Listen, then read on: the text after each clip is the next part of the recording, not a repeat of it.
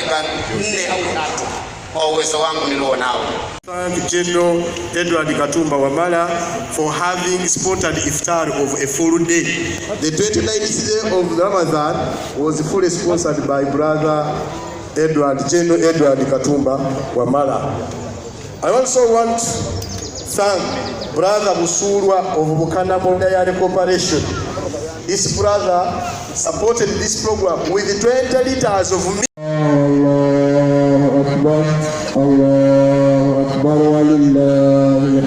Ladies and gentlemen, each day we have been breaking fast with between 60 and 75 kilograms of rice. We have been using 10 kilograms of meat,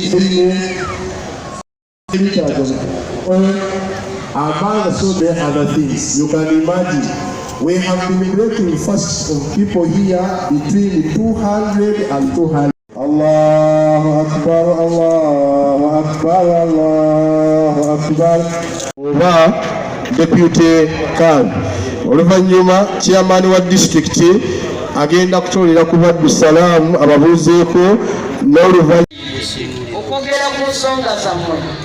Naffe tubasaba namwe mugatte eddoboozi lyammwe nga bulijjo omukadde waffe Kyagulanyi bw'atugamba nti abantu mu ggwanga mu bungi bwaffe tubeera b'amaanyi okusinga abantu ab'embuyiriza.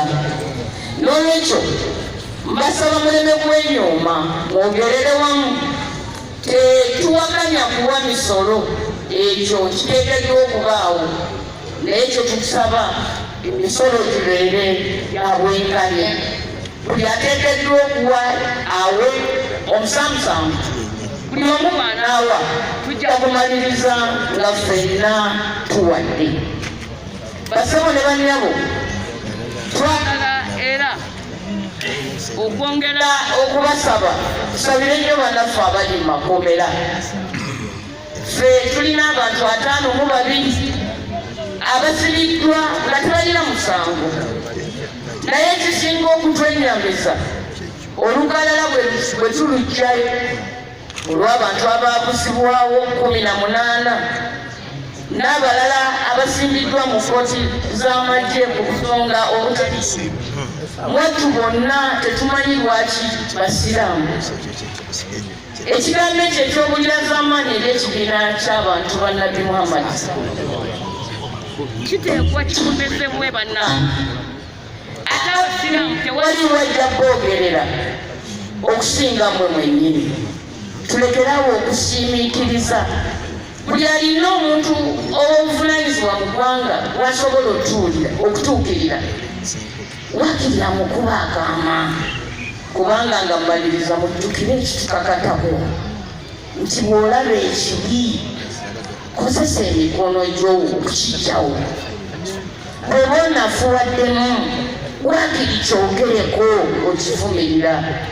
Kale bw'oba ng'oli munafu nnyo kumpi kwagala kufaanana mukafiiri, waakiri kitamwe.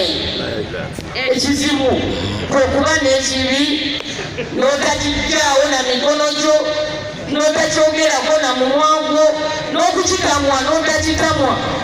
Awo nno bannange nsaba tusabire nnyo baganda baffe abasibiddwa nga tebalina misango, abali mu makomera nga bwe mbagambye nti nga n'abasinga ku bo basiraamu.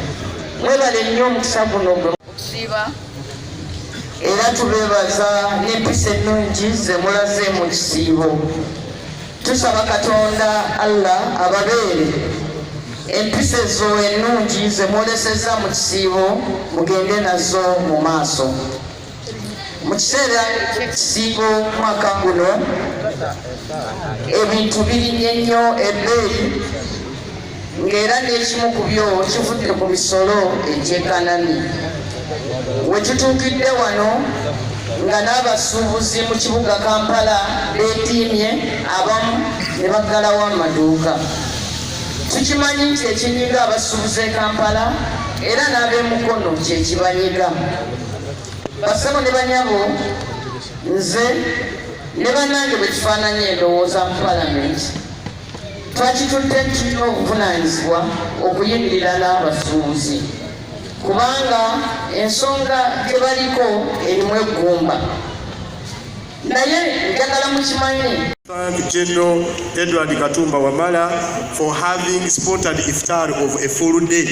The 29th day of Ramadan was fully sponsored by Brother General Edward Katumba Wamala.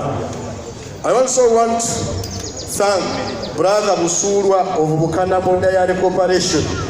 This brother supported this program with 20 liters of milk.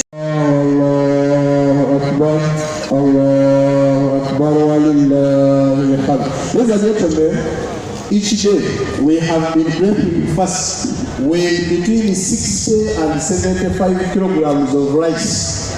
We have been using 10 kilograms of meat,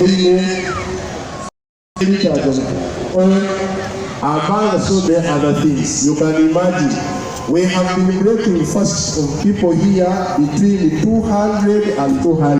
Islam, we want to welcome you officially to the 2024 Eid al-Fitr. Allahu Akbar, Allahu Akbar, Allahu Akbar.